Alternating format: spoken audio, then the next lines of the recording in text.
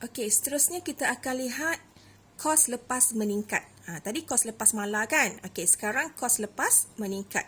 Okey, kos lepas meningkat ni bermaksud untuk menambahkan satu unit sesuatu barang, ekonomi terpaksa mengurangkan kuantiti barang lain dengan jumlah yang semakin meningkat.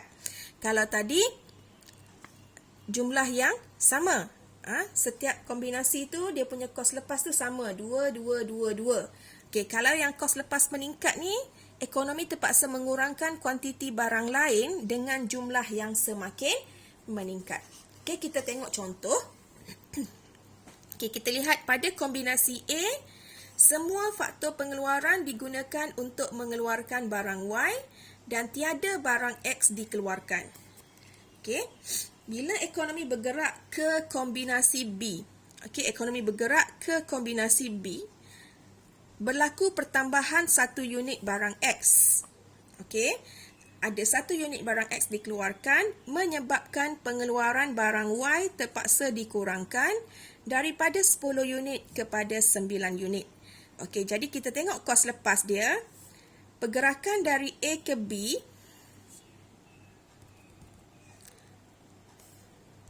okey, jadi pergerakan dari A ke B ni kita tengok berlaku kos lepas kan? Okey, jadi cara kira dia untuk pertambahan satu unit barang X, kos lepasnya ialah 10 tolak 9. Sebenarnya awak nak buat 9 tolak 10 pun boleh.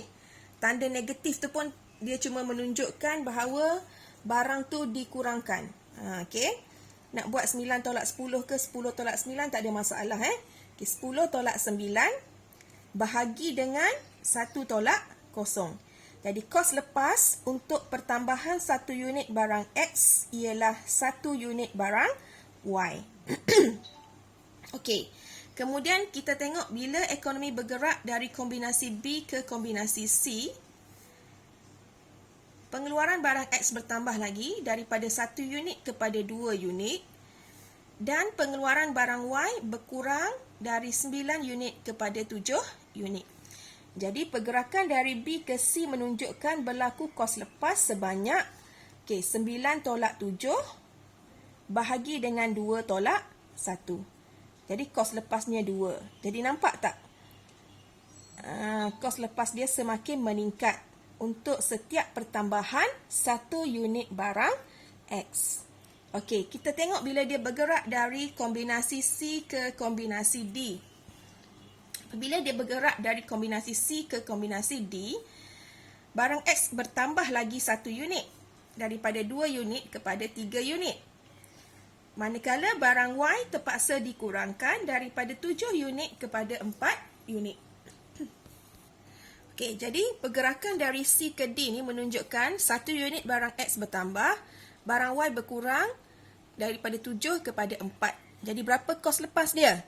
Okey, dari C ke D, 7 tolak 4 bahagi dengan 3 tolak 2. Jadi kos lepas untuk pertambahan satu unit barang X dari kombinasi C ke kombinasi D ialah 3 unit barang Y. Okey.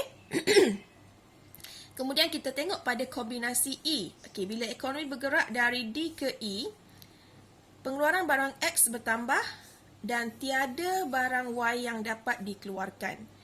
Okey, pada kombinasi E ni kita lihat bahawa semua faktor pengeluaran digunakan untuk mengeluarkan barang X dan tiada barang Y yang dikeluarkan. Jadi kos lepasnya ialah 4 tolak 0 bahagi 4 tolak 3. Jadi kos lepasnya 4.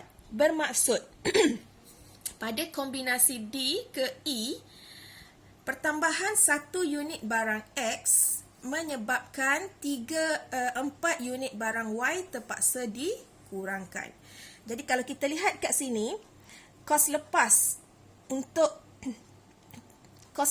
untuk setiap pertambahan satu unit barang X telah meningkat daripada 1, 2, 3, 4. Okey. Okey, jadi kesimpulannya, bagi setiap tambahan satu unit barang X, semakin banyak barang Y yang terpaksa dikurangkan. Jadi sebab itu kita panggil dia kos lepas meningkat. Jadi bila kita plot graf berdasarkan kepada nilai-nilai dalam jadual ni, kita akan dapat keluk kemungkinan pengeluaran yang berbentuk cembung. Okey, keluk kemungkinan pengeluaran yang berbentuk cembung. Okey, jadi cikgu nak terangkan sikit FGH ni. Okey, sekiranya ekonomi mengeluarkan barang X dan barang Y pada mana-mana titik pada F, G dan H, maka tidak akan wujud kos lepas. Sebab apa? Sebab mana-mana titik dalam KKP ni menunjukkan sumber pengeluaran masih cukup. Okey, sumber pengeluaran masih cukup, masih ada untuk mengeluarkan barang X dan barang Y pada mana-mana titik di dalam KKP. Okey, kalaulah ekonomi mengeluarkan barang pada titik di atas KKP, maka akan wujud kos lepas. Sebab apa? Sebab dekat mana-mana titik pada A, B, C, D dan E ni, semua faktor pengeluaran telah digunakan sepenuhnya untuk mengeluarkan barang X dan juga barang Y. Okey, sebab awak kena ingat konsep tadi. Tingkat pengeluaran pada mana-mana titik di atas KKP. Di atas KKP menunjukkan guna tenaga penuh, iaitu semua faktor pengeluaran yang terdiri daripada buruh, tanah, modal dan usahawan telah digunakan untuk mengeluarkan barang X dan barang Y. Okey, titik A, B, C, D dan E ni adalah kombinasi yang boleh dipilih, bukan dikeluarkan semua. Kombinasi yang boleh dipilih, sama ada dia nak pilih kombinasi A. Kalau dia pilih kombinasi A, bermaksud dengan faktor pengeluaran yang ada, dia hanya boleh keluarkan barang Y sahaja dan tak boleh keluarkan barang X. Sebab apa? Sebab faktor pengeluaran tidak mencukupi. Okey. Kemudian kalau dia nak pilih kombinasi B, sebab dia kata nak keluarkan juga barang X. Okey, dia pun pilih kombinasi B. Kalau dia pilih kombinasi B, dia dah tak boleh keluarkan 10 barang Y. Kalau dia pilih kombinasi B, dia hanya boleh keluarkan 9 unit barang Y sahaja dan 1 unit barang X. Okey, jadi KKP ni dia nak menunjukkan masalah kekurangan. Kekurangan sumber ekonomi untuk mengeluarkan dua jenis barang. Bila berlaku masalah kekurangan, maka dia kena buat pilihan lah. Dia nak pilih kombinasi mana? Okey, A ke, B ke, C, D atau E.